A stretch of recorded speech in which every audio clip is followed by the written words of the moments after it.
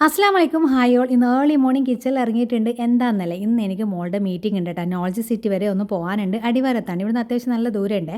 അപ്പോൾ ഞാൻ രാവിലെ തന്നെ പഴവും മുട്ടയൊക്കെ ആക്കി ചായ കുടിക്കുന്നുണ്ട്. പിന്നെ ദോശ ഉണ്ടാക്കിയെടുക്കുന്നുണ്ട്. ദോശ ഉണ്ടാക്കിയെടുക്കുന്നതെന്ന് പറഞ്ഞാൽ നമുക്ക് വന്നിട്ട് രാത്രി കഴിക്കാൻ വേണ്ടിയിട്ട് കേട്ടോ. രാത്രി എന്തായാലും വിശക്കുമല്ലോ. അപ്പോൾ പിന്നെ എന്തെങ്കിലും ഒന്ന് ഉണ്ടാക്കി വെച്ചാൽ സമാധാനത്തിൽ പോയി വരാം. പോയിട്ട് ഇത്രയും ദൂരം ട്രാവൽ ചെയ്തിട്ട് രാത്രി വന്ന് കുക്ക് ചെയ്യാമെന്ന് പറഞ്ഞാൽ എന്നെ സംബന്ധിച്ചിടത്തോളം നടക്കാത്ത കാര്യമാണ്.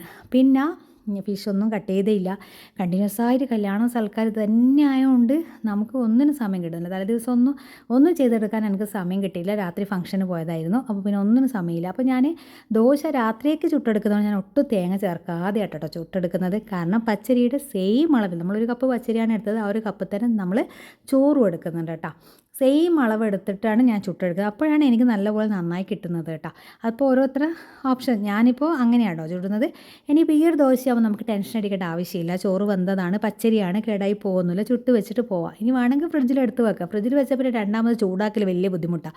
ഇതിപ്പോൾ ഞാൻ വന്നിട്ട് ജസ്റ്റ് ഒന്ന് അപ്പുറം ഒന്ന് ചൂടാക്കിയാൽ ഇങ്ങനെ വറ്റിച്ച മീൻ കറി ഉണ്ടെങ്കിൽ കഴിക്കാൻ നല്ല ടേസ്റ്റ് ആട്ടോ. ഇവിടെ കുട്ടികൾക്കും ഇതേപോലെ ഉണ്ടാക്കി കൊടുത്താൽ ഇഷ്ടമാണ്. പക്ഷേ എല്ലാവർക്കും ഇഷ്ടപ്പെടണമെന്നില്ല. ഞാൻ ചപ്പാത്തിയാണ് എപ്പോഴും ചുട്ട് വെക്കുന്നത്. എങ്ങനെ എവിടെയെങ്കിലും പോകണമെങ്കിൽ രാത്രി വന്ന് കഴിക്കാനായിട്ട്.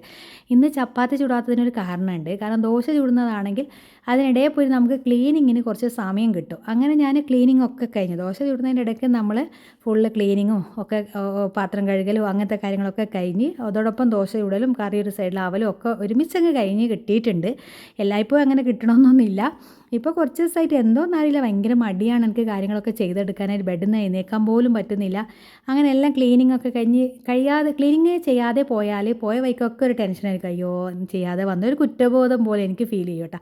അതുകൊണ്ട് ഞാൻ പിന്നെ മാക്സിമം നന്നായിട്ട് ഹാർഡ് വർക്ക് ചെയ്തിട്ട് ഇങ്ങനെയൊക്കെ ചെയ്തെടുത്തത്. അങ്ങനെ ഞങ്ങൾ നമ്മുടെ മോളുടെ ക്യാമ്പസിലെത്തിയിട്ടുണ്ട്. അത്യാവശ്യം കാണാൻ നല്ല ഭംഗിയുള്ളൊരു ക്യാമ്പസാണ്. ഞാൻ വിചാരിച്ച് പാരൻസൊക്കെ എത്തിക്കാണും.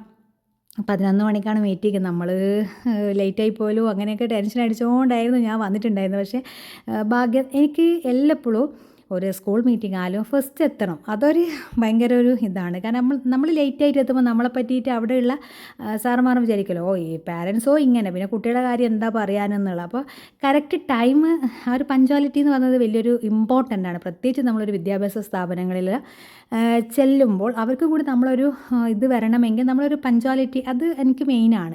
അങ്ങനെ ഞാൻ എത്തി. പിന്നെ ഇത് പ്രെയർ ഹാളിൽ നോക്കുമ്പോഴുള്ള വ്യൂ ആട്ടോ. മോളുടെ ക്യാമ്പസിലുള്ള പ്രെയർ ഹാളാണ് കേട്ടോ.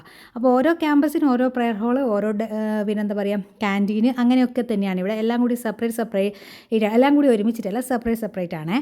അപ്പോൾ ഞങ്ങളങ്ങനെ നിസ്കാരവും ഒക്കെ കഴിഞ്ഞ് ഇനിയിപ്പോൾ തിരിച്ചിട്ട് പോവാണ്, മീറ്റിങ്ങൊക്കെ കഴിഞ്ഞിട്ട്. അപ്പോൾ നല്ല വിശക്കുന്നുണ്ട്. ഞങ്ങൾ രാവിലെ പഴം ചായയും കുടിച്ച് പിന്നെ ഞങ്ങൾ അടിവാരത്തെത്തിയപ്പോൾ ഒരു പപ്സും ചായയും കുടിച്ചിട്ടുണ്ടായിരുന്നു. എന്നിട്ട് പോലും എനിക്ക് നല്ല പോലെ വിശപ്പുണ്ട് കേട്ടോ. കാരണം ആ ഒരു തിരക്ക് പിടിച്ചിട്ട് ഓടുമുണ്ടാവുമല്ലോ. ഇവരെ ക്യാമ്പസ് അത്യാവശ്യം നന്നായിട്ട് നടക്കാനുണ്ട്. ടൗണിലേക്ക് എത്താണെങ്കിൽ തന്നെ, ഇവരെ ക്യാമ്പസിൻ്റെ പുറത്ത് കിടക്കുകയാണെങ്കിൽ തന്നെ നോളജ് സിറ്റി പോയവർക്കറിയാം ഒരുപാട് നടക്കാനുണ്ട്. അതുതന്നെ ഫ്രണ്ടിൻ്റെ ബൈക്കിലാണ് ഞങ്ങൾ കുറേ സമയം നിന്ന്. ഓട്ടോ പരിചയമുള്ള നമ്പറിലൊക്കെ ഇവർ വിളിച്ച് തന്നു സെക്യൂരിറ്റി. പക്ഷേ ആരും തൊട്ടടുത്തില്ല. അപ്പോൾ ലേറ്റാവും തോന്നിയോണ്ട് മോള് പറഞ്ഞു ഓക്കെ നമുക്ക് സ്കൂട്ടിയിൽ, ഒരു ഫ്രണ്ടിൻ്റെ സ്കൂട്ടിയാണ്, അത് എടുത്തിട്ട് അവൾ എന്നെ ടൗണിൽ ഫസ്റ്റ് എന്നെ ഒരു ട്രിപ്പ് കൊണ്ടാക്കി. തിരിച്ച് പിന്നെയും വന്ന് അനിയത്തി ഉണ്ടല്ലോ എൻ്റെ കൂടെ, അബ്ബ ഉണ്ട്, അവളെയും അങ്ങനെ കൊണ്ടാക്കി തരിക കേട്ടോ ചെയ്തിട്ടുള്ളത്. അപ്പോൾ ഫസ്റ്റ് ടൈമാണ് ലൈസൻസ് കിട്ടിയിട്ട് എൻ്റെ മോൾ എന്നെ വണ്ടിയുടെ പിറകിൽ ഇരുത്തുന്നത്. അതെനിക്ക് ഭയങ്കര സന്തോഷം. ഇവിടെ ഇപ്പോൾ ഫ്രണ്ട്സിൻ്റെ മുന്നിലൊക്കെ ഭയങ്കര ജാടയാണല്ലോ. അപ്പോൾ പിന്നെ അല്ലാണ്ട് അവൾക്ക് ബേജാറാണ്. ഞാൻ ഓൾറെഡി നല്ല ഹൈറ്റും വെയിറ്റും ഉള്ള ആൾക്കാരാണ്. മോളാണെങ്കിൽ ഒട്ടും വെയിറ്റും ഇല്ല. അപ്പോൾ ഞാൻ ബാക്കിലിരുന്ന് അവൾക്കൊരു ബാലൻസ് ചെയ്യാനുള്ള ഒരു പ്രശ്നം കൊണ്ട് എന്നെ ഇതുവരെ അങ്ങനെ ബൈക്കിൽ കയറ്റിയിരുത്തി ഒരു ലോങ് ഡ്രൈവ് നമ്മൾ ചെയ്തിട്ടില്ല. അങ്ങനെ എന്ത് പറയാനൊന്നുമില്ല. ഇത്രയേ ഉള്ളൂ ഇന്നത്തെ വിശേഷങ്ങൾ. ഞങ്ങൾ നല്ല മന്തിയൊക്കെ അടിച്ച് തിരിച്ച് വീട്ടിലേക്ക് പുറപ്പെട്ടു കേട്ടോ.